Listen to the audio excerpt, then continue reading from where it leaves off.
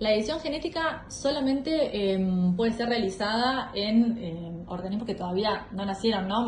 Digamos, manipulando o trabajando en las células, pero no en un individuo ya vivo, por ejemplo, en este caso que esté ya jugando al polo.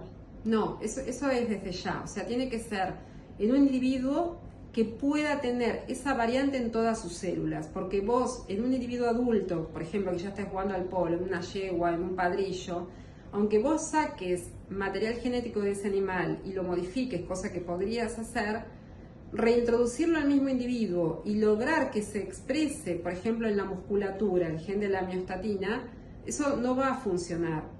Aunque se modifiquen una parte de sus células, no va a lograr el propósito. Entonces, esto solo se puede hacer por eso en un clon. Es un individuo donde vos modificás una célula y a partir de sola se genera un nuevo individuo que es Claro. el individuo clonado, pero no se podría hacer en un individuo adulto. Esa es una aclaración muy importante. Bueno, perfecto. Y hablando de clones, para cerrar, me gustaría que hablemos un poquito sobre los clones, ¿no? Nuestra raza ha realizado un importante número de clones, pero bueno, vemos que no todos están en la cancha 1 de Palermo, como por ahí sí sus originales. ¿Por qué no todos son exitosos? O sea, ¿por qué cuando uno replica animales exitosos, deportivamente, no todos son iguales de exitosos como el original? Obviamente desde el punto de vista científico, ¿no? Dejando de lado el resto de las variables como cría, manejo, alimentación, doma, hechura, etcétera. Pero desde un punto de vista genético o científico, ¿por qué está sucediendo eso? Bueno, dejando de lado todo lo demás que no es menor, porque todo contribuye a finalmente el fenotipo que se ve y no es una parte minoritaria. Cuando uno hace una clonación, básicamente lo que uno está haciendo es copiar el ADN. Y eso es solo una parte del individuo. Vos fíjate lo que pasa con los gemelos.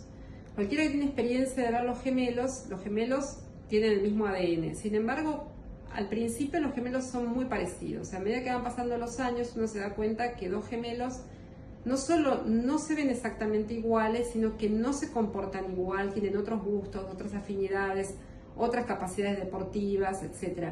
Y eso es básicamente porque aunque comparten el mismo ADN, no comparten lo que se conoce como epigenética.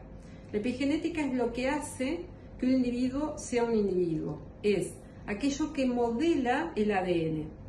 Entonces, cuando uno clona a un individuo, toma su ADN. Ese ADN lo toma, por ejemplo, de una célula adulta, de una célula de la piel. Para convertirlo en un individuo adulto nuevo, es decir, para generar un clon, vos tenés que reprogramar toda la información que estaba en ese ADN. Y esa reprogramación es un proceso muy experimental que a veces ocurre bien y a veces no ocurre tan bien. Por eso un clon, cuando reprograma su información epigenética, lo hace de una manera bastante azarosa. Y por eso algunos clones resultan más parecidos a sus fundadores y otros menos parecidos. Entonces es un proceso muy empírico, muy azaroso, que genera una gran variabilidad.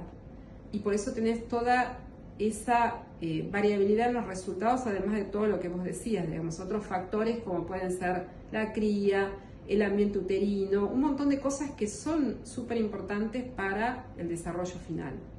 Tiene que ver también en el objetivo que uno quiere clonar, como por ejemplo, las vacas lecheras, según dicen, la vaca que produce tantos mililitros de leche, como algo muy exitoso, su clon dice que produce exactamente lo mismo. Entonces también tiene que ver con los caracteres que uno busca, que por ahí en el caballo del polo son muchos no tan cuantificables y en mucho mayor cantidad que en una producción, por ejemplo. Mira, si lo que vos querés reproducir es algo donde el fenotipo depende de pocos genes, es más fácil lograrlo.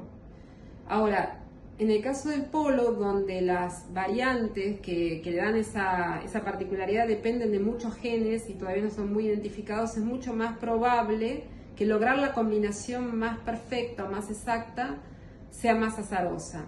Entonces, también a causa de eso probablemente es que no logren generar individuos completamente iguales o completamente idénticos. Pero básicamente es un proceso bastante azaroso, porque no basta solamente con el ADN. El comportamiento del individuo depende de su ADN, de lo que se conoce como su epigenética y del medio ambiente. Y el medio ambiente además interacciona con la epigenética, con lo cual le suma un elemento de complejidad.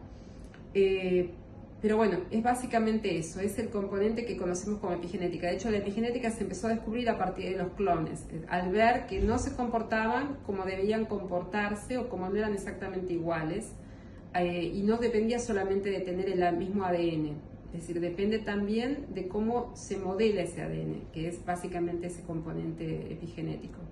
Bueno, Marcela, muchísimas gracias por compartirnos toda tu experiencia y sabiduría y por ser tan clara en todos los conceptos. Muchas gracias. De nada.